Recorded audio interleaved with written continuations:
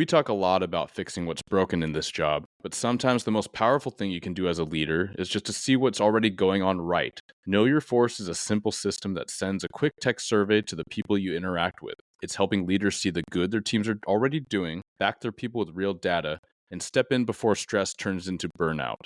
Learn more at knowyourforce.com. Law enforcement and government agencies struggle with parking citations, often because no one will pay them. Boots or other devices are costly, and they invite confrontation when implied and later removed by enforcing employees. With Tire Tag, you can avoid many hurdles and ultimately promote public safety and revenue collection. To learn more, visit tiretag.com. For a thorough conversation on how Tire Tag can help your agency and revenue collection, visit episode 204. That's 204. The views and opinions expressed by the host and guests of this show do not represent their employing agency, department, or organization. All information should be regarded as anecdotal, contextual, and educational, and should not be misinterpreted as legal or medical advice. Welcome to Blue Grit Radio, the podcast that explores making better cops for a better community. I'm your host, Eric Tung. I've been an active police officer since 2007. We will dive into the aspects of police culture, health and wellness, leadership, and mindset. You'll hear from experts not only from policing, but all industries as they relate to being our best with purpose, passion, and positivity. Join me as we share stories, lessons, and advice so we can all be better for ourselves, our teams, our families, and our communities. All right, everybody, welcome back to another episode. Today I'm joined by Raven. We're going to talk about all kinds of things. So the working title of this is What is Dead Can Never Die. That was one of the things we threw around. So if you are or are not a Game of Thrones fan like this, that should definitely hook you. And you should be intrigued and wondering what we're going to be talking about here today. I'm not a zombie. I'm not actually undead, just metaphorically speaking. Yeah, that is powerful. Harness that. Welcome, Raven. Thank you so much for coming on. Thanks for having me, Eric. It's been a long time coming. Yeah, as we joked, it has. It's been some schedule, some reschedule, but it's really cool because, like some guests that I hit up, I think it's a bit of your humility, but also maybe just a bit of your character, which is like why what did you want to talk about? And I want to talk about all the things, but we won't have time for all the things, so we'll have to be a little bit more selective. Yeah. I feel like we kind of voice noted back and forth on LinkedIn about everything from police training to democracy to climbing to endurance training. And I'm gonna be very receptive to how you organize this into 45 minutes.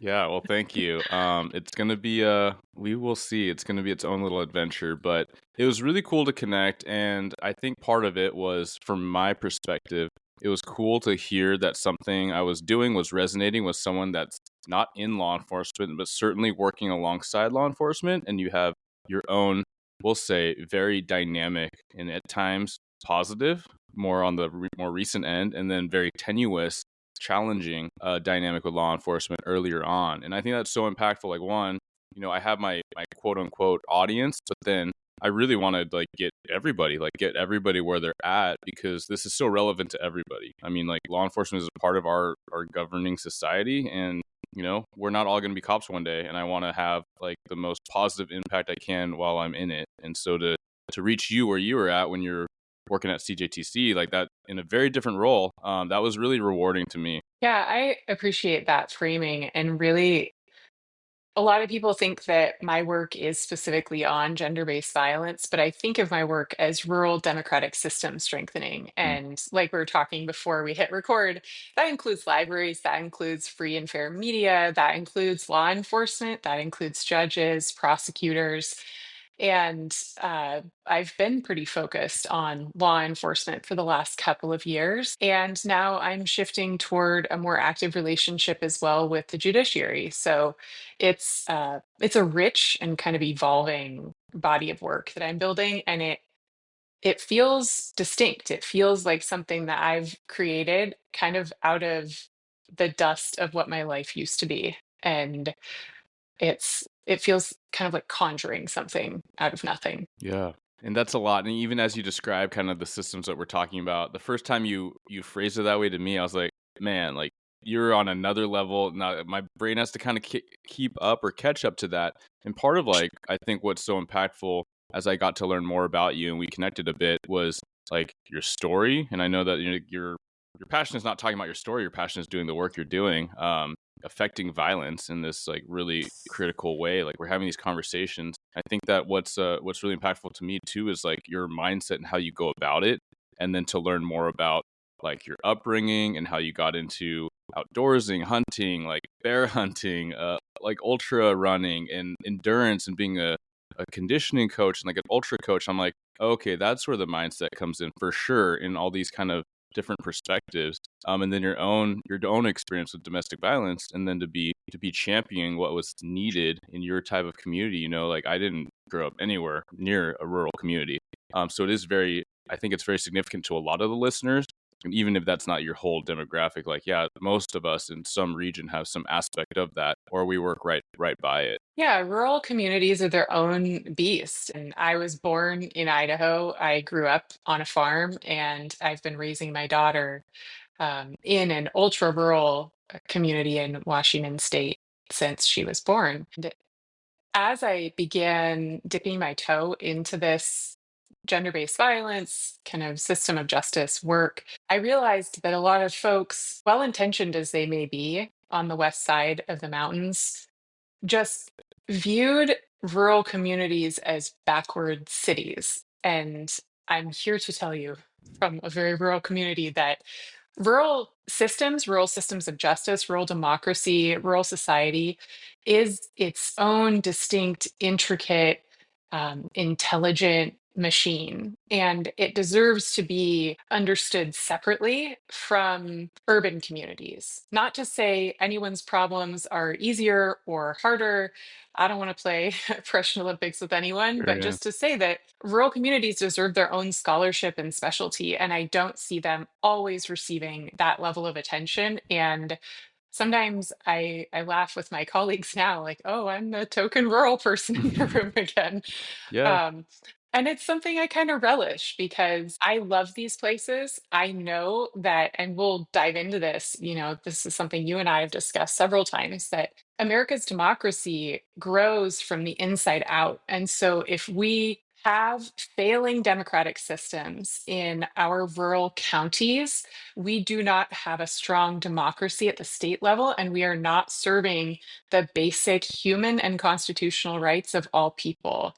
And so I love my work. yeah. Well, that's amazing. We've gotten some things right, but our rural democratic systems in most counties in Washington state are suffering. Yeah, it's a lot. And I also want people that are listening in so far to, if they're not really resonating with the conversation is so much broader too. It's about violence, domestic violence, gun violence. There's a lot of characteristics and potentially even like one might say diagnosis in certain aspects that are like very common that we should be able to see and detect for the purpose of our criminal investigations, for the purpose of interacting with these disputes and these domestic situations that are very common. And we get so cynical and we get so complacent in some of our patrol responses. Regardless of where you are, it happens everywhere. But to let the suspects manipulate you as the law enforcement, the policing investigator, like that's something we should really not stand for and really try to be responsible about making sure that it doesn't happen. I hope when listeners who are wearing the badge hear you saying that, they get angry because they should be angry. Hmm. And like cold open, super harsh cold open. Femicide is predictable. It follows a pattern, and therefore it is preventable. And the way that we currently approach femicide and issues of gender based violence writ large is as isolated tragedies, and they don't have to be. And I know after spending the last number of years working closely with officers that you all, as a group, are cunning, well educated, intelligent, shrewd, dedicated individuals who can learn this pattern and be able to spot it in the field. And one of the things you and I talked about, which we can go into in depth, is that um, you and I share a common enemy, the armed domestic abuser. They are the most likely to shoot law enforcement officers Hmm. and, are a huge threat to women like me. Yeah. Why don't we talk a little bit about your story, what you feel comfortable sharing? Because I think it'll give people a context of like where this comes into your personal experience and why you feel so passionately, why you know it, how you know it so, so deeply and so rooted. Yeah, it's hard to tell your life story in such a way that makes sense to people that don't know you, Hmm. but I'll try. So I was born in Idaho. I grew up in a family with an uncle who was a disabled state patrolman, and from a really young age was taught how to shoot, was taught the proper role of law enforcement in society. My uncle then went on to do a bunch of education around drunk driving, both for schools and for police departments all over Western Washington. And I grew up skiing with a huge connection to the land. So I think those things are the threads that, if I look back, kind of form a straight line to where I am now. And, I went to college, I got a degree in political science. I focused on democratic systems and political psychology, which I thought I would use for my growing career in global health, or maybe in some nuclear deterrence work, which I was really passionate about. I never thought I would be doing what I'm doing now. I resisted it as long as possible. The first time a man tried to rape me and the police blamed me for what happened, I was 14. I was, living in a pretty low supervision household, and a varsity football player tried to pick me up and carry me off. And I fought him off, and the police blamed me, and they coerced me into not filing charges, and my absentee parents just didn't really know what to do. So the call came when I was pretty young, and the call came again when I was a climbing ranger on Mount Rainier. And a prominent Mount Everest guide, who still guides, by the way, tried to rape me while I was taking a nap. And Jesus. I fought him off too, which is not common. Oftentimes rape victims have a freeze response in their nervous systems. My automatic response to stress is fight, and that's less usual. But again, the police blamed me. And I at that time, there were some class action lawsuits that certain organizations were trying to launch against the National Park Service. I had planned to go live in India and do some post baccalaureate research and climb in the Himalayas. And I was like, I can't be bothered. I can't do that. So I hung the phone up again. And yeah, fast forward to now, I had been a professional ultra endurance athlete for quite some time, since 2008, 2009, and had started coaching other ultra endurance athletes. I focused on um, special forces and polar explorers, firefighters, people who are functional with their athleticism. I wasn't super interested in competition. And I began to be stalked. My daughter and I experienced a pretty vicious stalker, who I came to find out later had already stalked at least 10 other women and girls in my community, but nobody else was comfortable to report it to police because of what ended up happening to us, essentially. And that caused me to stop having any online presence for the safety of myself and my child, and pretty much burned my life to the ground. It's one thing to be mistreated solely because you're a woman. Women expect that, right? Like that.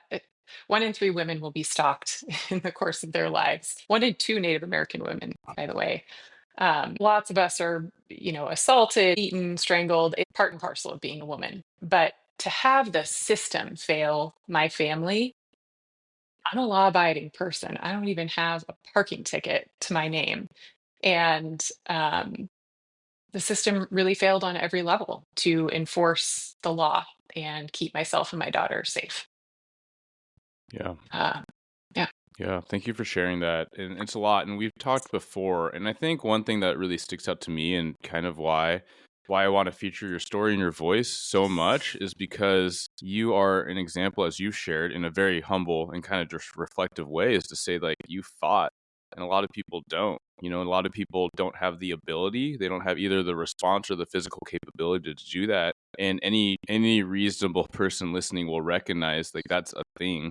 And then you also talked when we were chatting before about like how you are, you have education, right? You have that under your belt, and you have access and supposedly access to these systems, you would think, and that is what enabled you or maybe empowered you to challenge some of these systems that were extremely inadequate. And so much of the story for me, me highlighting is like, I'm not trying to make political conversation here. What I am trying to do is highlight the relevance to everyday law enforcement and everyday responsible folks in society that just want to do their best to protect members of their community, members of their family or extended family, like their neighborhood, all these things that we say we get into the job for. And to, kind of cite the Curve, the nonprofit right now, founded by Simon Sinek, but their definition, kind of the role of police, is to protect the vulnerable. And I mean, we think Mhm. about that, like, why do you get into this first responder job? And it's not just police. So you can broaden that out to be, social workers and all this, but why do you do this job that is going to be pretty uphill a lot of times, pretty challenging, certainly. It's to protect those that really need it, that can't do it by themselves. Like they don't have what they need. And so I just kind of wanted to do that aside, some reflections of my own, but then also I think that's what brings so much of your power and the power of your story. You're right. I started with a lot of advantages. I am educated. I got a degree in political science. I understand how these systems ought to work on paper. I'm articulate. My automatic nervous response is to fight. Um, but what I experienced was, I don't have family that support me. I don't have a partner that supports me. And my community just wanted to sweep this under the rug. I can't tell you how many times people who I thought of as strong women or strong people in my community, I would tell them what was happening in the rock bottom of all of this. And they would encourage me, keep your head down, don't say anything, don't stand out. You can't take the sheriff on and make any meaningful change. Just keep quiet to keep your daughter safe. And that's what breeds more of this. And so, in the very worst moments, and I won't go into grave detail of what those worst moments are, but all the predictable outcomes of being systemically denied access to justice, to not feeling safe in my own home, to um, my daughter being stalked by this grown man, and being blamed for it happened to me. And at that very bottom moment, financially, mental health, physically, everything had fallen apart. What seeded in that time was the roots of the personal power that I now hold. I don't want to say there's a silver lining in every gray cloud, because having lived through what happened to us, I understand why victims don't report. I understand why mothers remain silent. And I knew in that moment that my role was to harness the holy rage that I was feeling and turn it into action. And I don't think I could have done that if I hadn't been an ultra endurance athlete first. Um, it felt like as I've progressed down this path, the ability that I had built over decades to capacitate and integrate these massive amounts of stress, speed climbing at high altitudes, running ultras by myself in the woods while I'm pregnant, had directly built the physiologic capacity for the stress, the inordinate amount of stress that I was experiencing, to not overwhelm me. It did. Oftentimes, I felt like I was underwater for years, but to ultimately be able to integrate that without devolving into serious mental health conditions or addiction is, it's part luck, and it's part because I had built the capacity to integrate stress as an athlete. But I understand. I have experienced the humiliation and the attempted shaming and the threats that are made against a woman who stands up for her basic rights and dignity. And it's vicious, and it's still ongoing now. But it's not going to stop me. We talk about resilience, right? Overcoming adversity. And it's like just that hardening, that adaptability, is building that toughness, like that grit because of hardship, because of challenge. And right. And so that's why we do hard things. Like I don't care who you are, what you do, what your job is, what your role in like a family unit or the community is. Like, do harder things, life will get better, and you'll have more opportunity to help yourself and others. Like, it's just simple, right? Um, but you had it at such an extreme level. I mean, most people hear that, they probably get exhausted or intimidated, and like, hats off to you. I'm not trying to even entertain climbing the Himalayas. So like, that you were thinking about it at such an age is impressive. I think, but also like, if people are kind of leaning away and they feel like this is like an attack on law enforcement and you're in law enforcement, I don't just invite you, I challenge you to stay on, because just like, I mean, we talk about the Jungian stuff a little bit here, but just as we need to recognize the shadow of ourselves internally, we need to recognize like the shadow of our industry and the things that live inside each piece of us. There's a part of us that always wants to be complacent. There's a part of us that wants to go the easy route or say like, oh, this victim is quote unquote uncooperative, right? But then we know that there's so many reasons, and we know there's examples that we've learned that the victims are quote unquote uncooperative because they're terrified or because the system has failed them, right? And so how do we show up with the best we can each time? That's like the simple thing, right? A lot of these conversations are really just trying to invite us to think about how we can be our best, if not perfect, right? But like, how can we be our best and bring our best, because this is why we signed up. Like, how do we maintain this purpose? Like, shuck away the cynicism, shake away the apathy that is going to be pervasive. And it's because these are real people, these are real stories, real hardships. So imagine, as some people have experienced this, like in law enforcement or not, like something terrible is happening to your family, to your child, right? Bullied or stalked or harassed. And if somebody insinuates that they're a liar, how does that make you feel? It's going to make your blood boil. You're going to want to like jump through the phone or drive over to the station and probably get yourself into trouble. And that is with a lot of us that have a badge, and we feel that conviction, that frustration. Your law enforcement listeners, I would like call them back and say, in that depth of feeling disenfranchised from the systems that had been built to take care of justice, to protect myself and my daughter, in the middle of that, it was two law enforcement officers that grabbed me by the scruff of the neck and pulled me out. And I think that's important. I could have very easily gone down this defund the police rabbit hole, which was quite popular at the time. I could have, started throwing the baby out with the bathwater, essentially. But having been raised with an honorable law enforcement officer in my family and having been educated on the essential roles of the branches of a democratic system, I understand that the enforcement branch is an essential branch of a healthy, functioning democratic system. And it is not helpful to attack law enforcement writ large, but to make law enforcement accountable, help them have better training, and tell stories like this so that good-hearted officers who are doing their jobs with integrity Mhm. can develop empathy with the people that they see day to day. Sometimes DV victims are super difficult to deal with. We have experienced incredibly unpleasant, traumatizing things, and we'll get into it later, but encouraging officers to do evidence-based investigations can be an important part of a DV investigation because you can't always rely on your victim, your survivor being there and being consistent. But evidence does tell a pretty clear story. Um, so you've had one of the officers on your podcast before. It was Deputy Chief Julie Beard. Mhm. Cold called Deputy Chief Beard summer of 2023 and was just in this like PTSD delirium, essentially. Like, how could this be happening? I can't believe that this system is failing so badly. I had received a protection order, a super beefy protection order, because of the unhinged behavior of our stalker in court.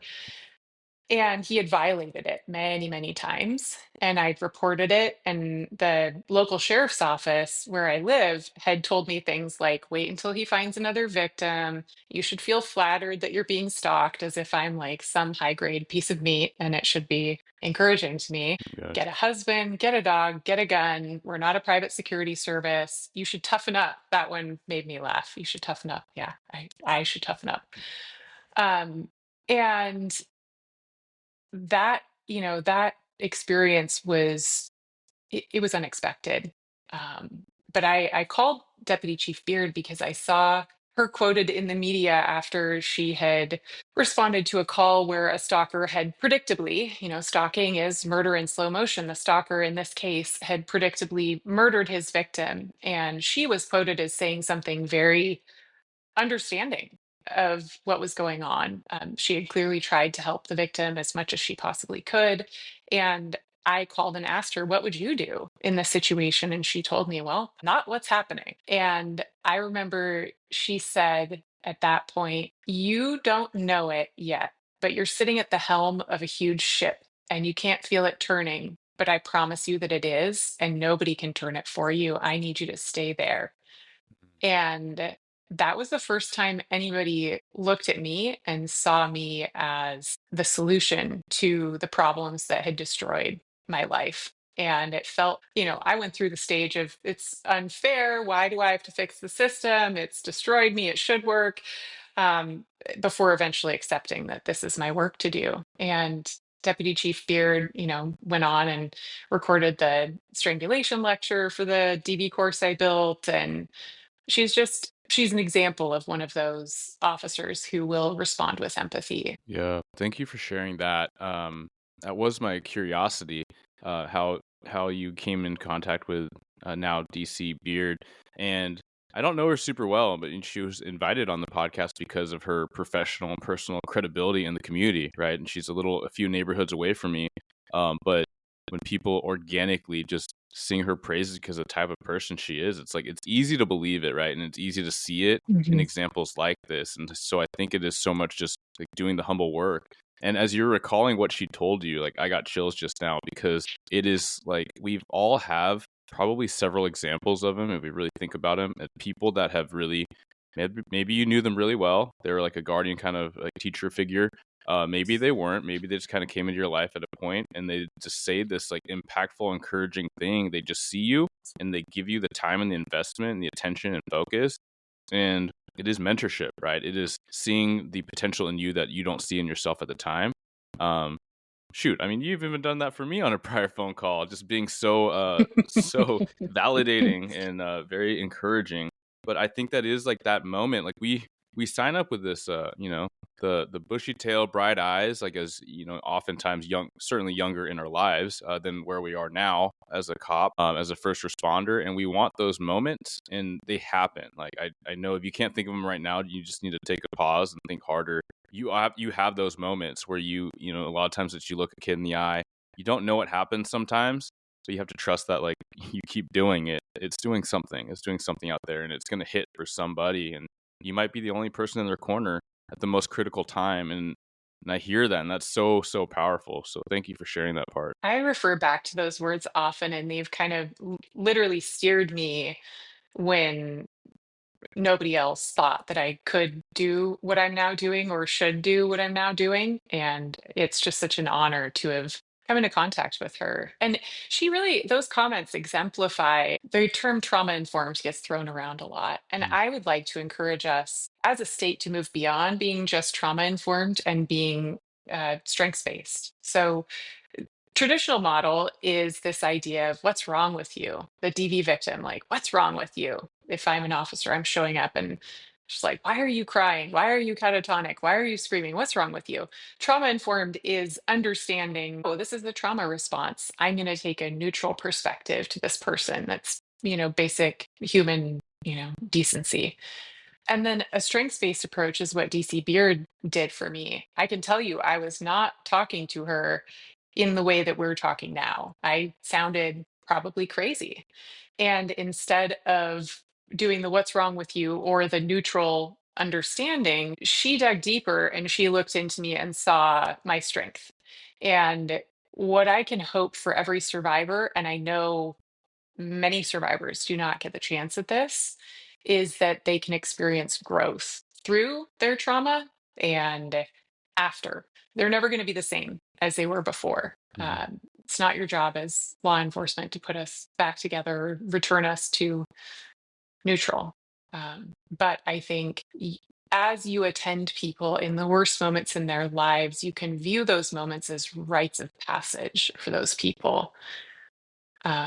the way that DC Beard did, and the way that Marshall Taishian here, he encountered me on a day where I was just complete PTSD meltdown, like puddles of snot on his desk, not making any sense. And he took hours on his day off to sit with me and help me write a statement. Somehow, in that state, he was able to extract a chronological statement from me that then became the basis of the advocacy I did the next winter in the Capitol. And he and I now continue to host trainings. We hosted an FBI training yesterday in our community. We volunteer together on our school's emergency preparedness committee. And he created his own greatest ally by just treating me with respect. Yeah, that's huge. And I know the intent is to focus on victims and how we can help and how we can do what we signed up to do, and not get distracted by all the the volume of things, or some of the pervasive themes that we talked about.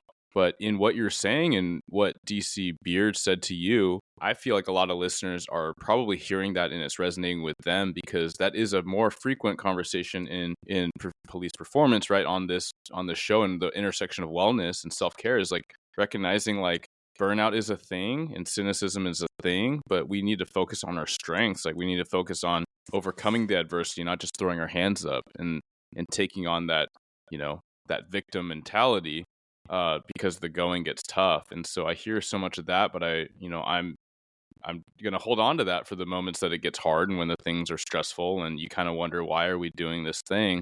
Kind of like the cycles of things, but you got to remember it and you got to focus on it and do those reps. It's a two-way street, too. Without my ownership of the problem, DC Beard's comment would have meant nothing and would Mm, have made no impact. yeah. And just as I was asking for accountability from the system, I was behaving with accountability. Okay, this is a problem. Not enough people are doing anything to solve this. And so I have to own this. And even though it's unfair, even though it's unpleasant, it's the last thing I want to do. I am the person to stay at the helm of the ship until it moves. And I only recently I felt it like, wow, we have started to change course in my county. Yeah. Well, I love that. I love the focus on strength based, and that's like taking on that role of like a coach and a supporter, right? A caretaker in those moments and focusing on that. Let's go back to what you brought up, science based interviewing, right? And talking about the investigation aspect of things. Yeah, so to fast forward through a lot of events, I ended up going to the state capitol and co-authored bipartisan legislation defining stalking as a public health epidemic and identifying January as Stalking Awareness Month in Washington state.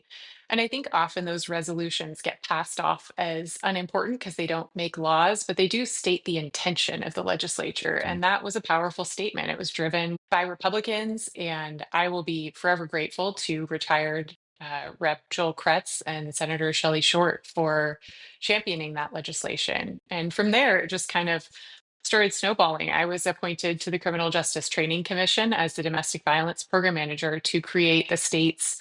Um, they told me at the time it was the first statewide DV program, but I've since discovered it is not. But it is the new statewide Mm. domestic violence program. And within that program, I gained so much expertise, connections to folks in the field, and an organized understanding of the patterns that perpetrators of gender-based crime follow.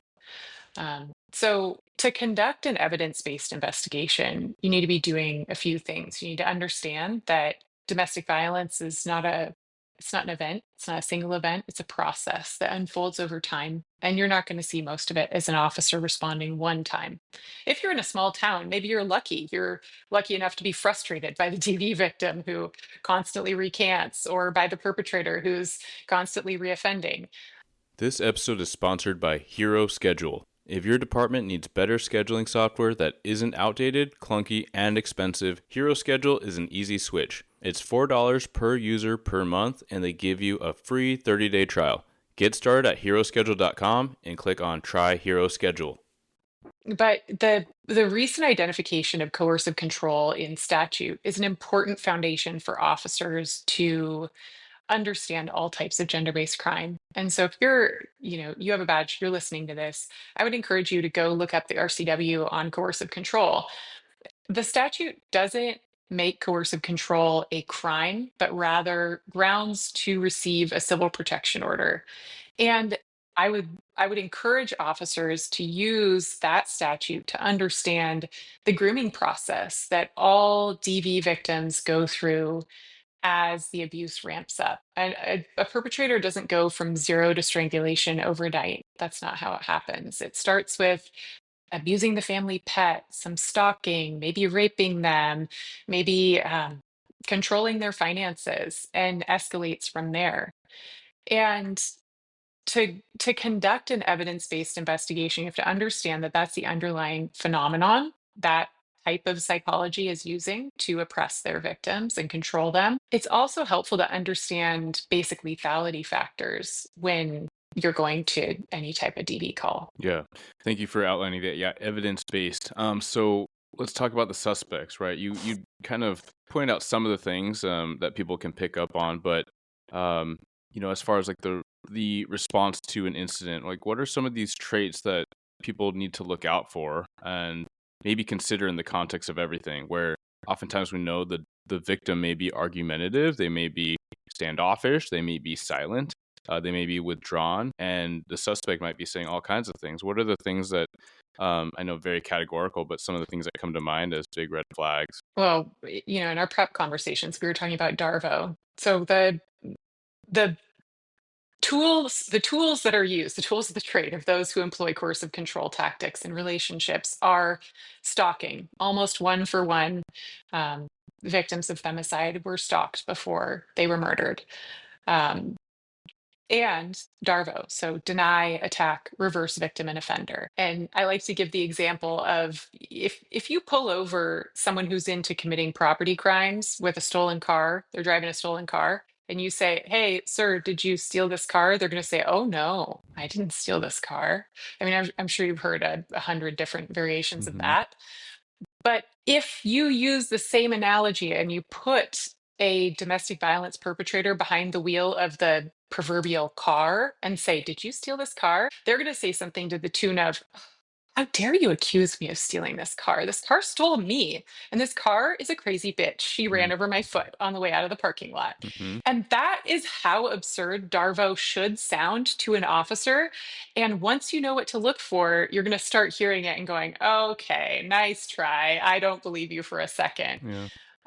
The reality is victims are traumatized. They are not at their best. They're not making sense. They don't remember things maybe in chronological order. There are a lot of reasons that a victim might recant or might lie. And those are self-protective. Those are not because they're bad people or they're, inconsiderate or that they want to manipulate you. They want to keep themselves and their children safe. That is their primary motivation. Meanwhile, you have a perpetrator who is cool, calm, and collected, saying things like, "As you can see, she is insane. She attacked me. Do you see all these scratches on my forearms?" Hmm. This classic strangulation guy. "Dude, look at all these scratches. She went crazy. She attacked me." Meanwhile, the victim is catatonic or flipping out, and you can't get a statement out of her. When you show up to a scene and the perpetrator tries to buddy up to you, tries to say, one of the key catchphrases that you hear a lot in the body worn camera footage is, "I'm the victim here." No real victim usually says that. That's a perpetrator line. So Darvo, deny, of course, "I didn't steal this car." Attack, "That car actually stole me." Reverse victim and offender, the car is a bad person and ran over my foot. And in a domestic violence situation, I'll use my own situation as an example. Our abuser chose to pose as a school psychologist in court to try to get access to my daughter's school. And he would say things to the judge like, "Oh, she's an actual witch. She puts charmed rocks on my porch and she sends me signals with her pheromones as she drives by me on the highway." Like, clearly not all there, but also blaming me for the abuse that he's perpetrating. And it sounds absurd, but he's calm. Mm. I'm angry. I'm riled up. Yeah. I'm pissed off. And it can be easy to feel an aversion to someone who's having a visceral reaction that makes you really uncomfortable. And I get it. Um, Victims can be very unpleasant. They deserve support, they deserve their rights to be respected. And perpetrators can be charming. People with that type of psychology can be charming. Their story can make sense on the surface, and they're going to try to influence you. Perpetrators who have victims with limited English proficiency are going to try to be the translator for you. Um, it yeah, their strategies are infinite, and you just need to look for those kind of three key elements. They're going to not just deny that they did the crime, they're going to turn around and attack the victim. Too often, we see victim defendants being incarcerated. Yeah, and this makes me think, as everything you're saying makes me think of, domestic violence incidents at scale. And what I mean by that is like human trafficking, right? Pimps, like that's a lot of the tendencies that you tend to learn and see about, human traffickers is they take on this because it's essentially for a lot of them it's DV, domestic violence with like a handful or several women is a common one, but it is a lot of those types of um, comments that they'll say, right, to avoid detection. But then also, and this is not just human trafficking, this is general domestic violence too. But it, kind of that deny that you're talking about and like that control aspect. Well, if the person doesn't have their phone, I mean, who doesn't have their phone on them, at these days, right? And if they're Mhm. preventing that access to communication and resource that a phone is today, that is like it's a supercomputer in your pocket. It's your lifeline, Mhm. it's money, it's connection, it's social media, it's all these things, and just something that we should be aware of. I do want to ask before I forget. A lot of interview techniques may involve relating or appearing to relate to the suspect or an involved party to try to build rapport. And if they're doing that, do you have any thoughts, or does that come up in your training as far as like just being aware if an officer is going to consider that to be away from the victim? Because I feel like that could be a tactic to get the suspect to talk more and hear, maybe say the things that you want to hear, potentially to work the investigation a certain way.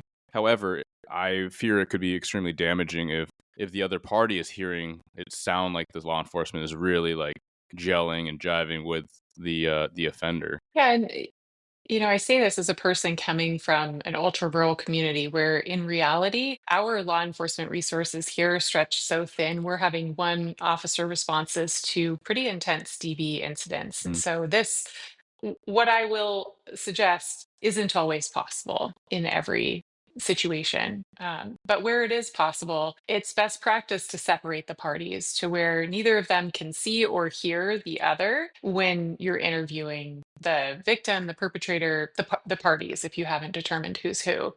And each you and your partner are interviewing them separately because yeah, you're right. It can make the victim panic to see an officer using very effective techniques of trying to build rapport with the perpetrator. I think the important part to remember, though, is that the manipulation doesn't end with the victim. It's going to continue to law enforcement. It's going to continue to the legal system.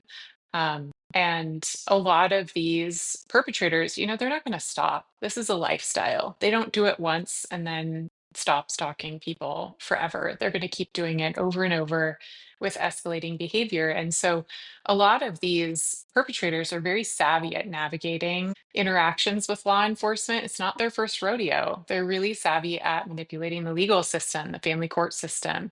And in my new role at the Gender and Justice Commission, I'm going to be focusing a bit on that system enabled abuse because it is so prevalent and pernicious. yeah. Well, thank you for that. I know that we talked before and we were like, man, we could go a lot of different ways and cover a lot of ground.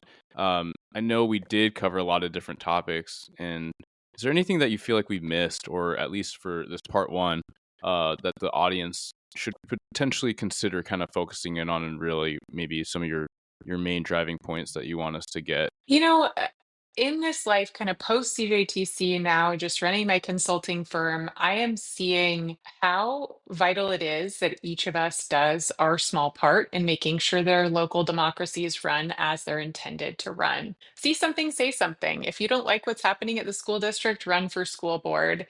If you're a law enforcement officer, Google the RCW on coercive control and start spotting those patterns when you're going out on calls. I don't have anything for you to like or follow. I don't have a book for you to buy. I just really want people to be more engaged citizens in this democratic system and to understand that really democracy starts at home. It starts at the county level. And especially if you're in a rural area, your sheriff reports to the people and you are the people. So make them do their jobs. Yeah, there's so much power in that, and I appreciate that.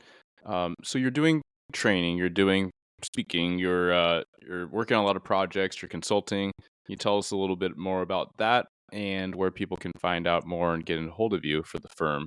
So I founded Holly Rena Consulting after I left CJTC earlier this year, and I have been surprised. So I'm working on everything from firearm violence prevention to safe storage to gender-based violence training programs with rural departments, and it's been flourishing. It's been super exciting. Currently, just on my LinkedIn profile, you'll find me there. You can reach out, send a DM if you're interested in bringing training to your department or, yeah. Awesome. Well, thank you so much, Raven, and people can find that in the show notes. I appreciate so much your connection, your friendship, and talking about these really critical things, these high level things, and going down the deep, deep rabbit holes as well. Thanks, Eric. Thank you for tuning into another episode of Blue Grit Radio. As always, support this community by subscribing, giving us a 5-star review, and following, liking, and sharing posts on Blue Grit Wellness on Instagram. You can reach me there or email me at bluegritwellness@gmail.com. Be well and stay gritty.